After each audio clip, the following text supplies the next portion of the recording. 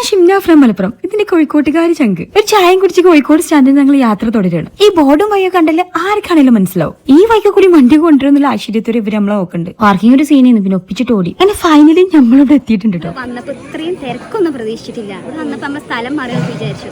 ഒരു കല്യാണ വീട്ടിൽ വന്ന പോലെ. ഇപ്പൊ സമയം എത്ര ആയിട്ടുള്ള അറിയുള്ളൂ. ഇതാ 10:48 ആയിട്ടുള്ളൂ. പക്ഷെങ്കിൽ അത്യാവശ്യം നല്ല തിരക്കാണ്. നല്ല തിരക്കാണ്. സോറി, ഞാൻ തെറ്റിദ്ധരിച്ചു പോയി. ഇത് ഉച്ചഭക്ഷണമല്ല, ബ്രേക്ക്ഫാസ്റ്റ് ആണ്. 11 മണിയായിട്ട് ഇത്ര തിരക്കാണ്. ആ കാണുന്നതാണ് മൂപ്പര് വീടും കിച്ചണും.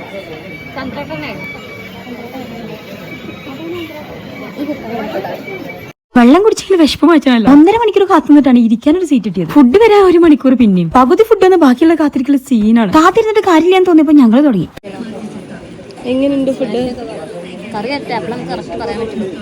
നല്ല വിഷമമുണ്ട്. തിന്നണ വീഡിയോ എടുക്കാനുള്ള ടൈമൊന്നും ഉണ്ടായില്ല. ഇങ്ങനെ ഒരു എംറ്റി ആയിട്ടുള്ള പ്ലേസ് ആണ് പ്രതീക്ഷിച്ച് വരുന്നുണ്ടെങ്കിൽ ഏകദേശം ഒരു 12:30 വരാം. ഞങ്ങൾ ഇങ്ങനെ ഒരു എംറ്റി ആയ പ്ലേസ് ഇപ്പോൾ കഴിഞ്ഞു പോകുമ്പോഴാണ് കാണുന്നത്. ഇങ്ങനെ ഒരു പ്ലേസ് അല്ല നിങ്ങൾ പ്രതീക്ഷിക്കേണ്ടത്. കല്യാണ വീട്ടിൽ വന്ന ഒരു പ്രതീതി മനസ്സിൽ വിചാരിച്ചിട്ട് വന്നാൽ മതി. നമുക്ക് ഇറങ്ങിയല്ലേ. ഫുഡ് എങ്ങനെ ഉണ്ടായിച്ചാല് 1 ടൈം മസ്റ്റ് ട്രൈ ആണ്. എനിക്ക് പേടിയടാ.